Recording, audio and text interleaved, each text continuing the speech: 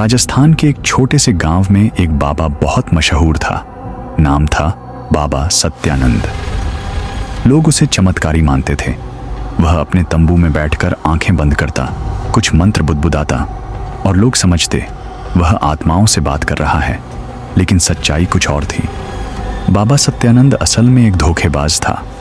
उसके पास कोई ताकत नहीं थी, बस डर फैलाना आता था। लेकिन एक दिन उसकी हवस ने उसे ऐसी राह पर डाल दिया जहां से वापसी नामुमकिन थी।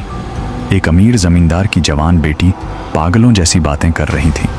कभी हंसती, कभी रोती और कभी किसी से कहती वो आ रहा है, वो लाल आंखों वाला। बाबा सत्यानंद को बुलाया गया।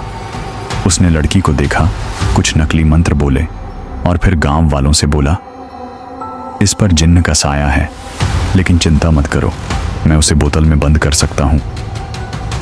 गांव वालों ने तालियां बजाईं, पर बाबा के मन में लालच जाग उठा। अगर मैं जिन्न को पकड़ लूं तो उसे बेचकर करोड़ों कमा सकता हूं।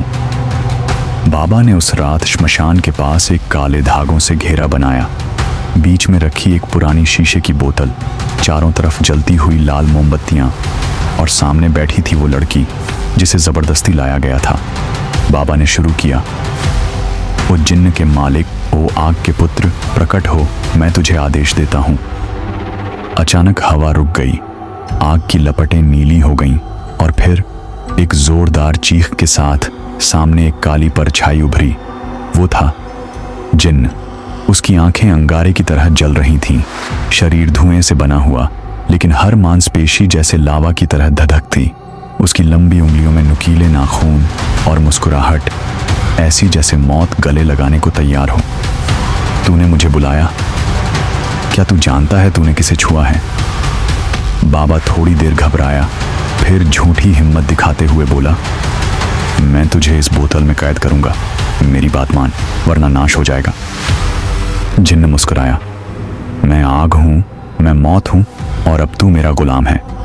बाबा ने मंत्र पढ़ा, बोतल आगे बढ़ाई और तभी जिन्न ने जोर की चीख मारी।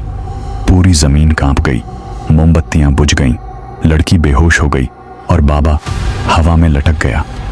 अब बाबा की आंखें सफेद हो चुकी थीं।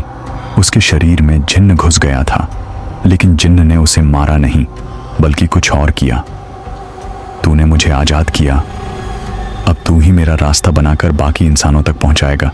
तू कहेगा मैं भगवान हूं, लोग आएंगे और मैं उनके अंदर उतर जाऊंगा।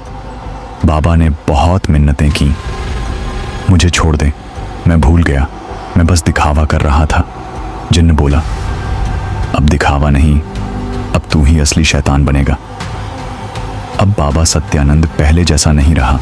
उसका चेहरा हमेशा ढमका रहता है, आंखें कभी नहीं दिखती, लेकिन जो भी उसके पास गया कुछ न कुछ छोड़कर ही लौटा। कभी अपना होश, कभी अपनी आत्मा और कुछ कभी लौटे ही नहीं।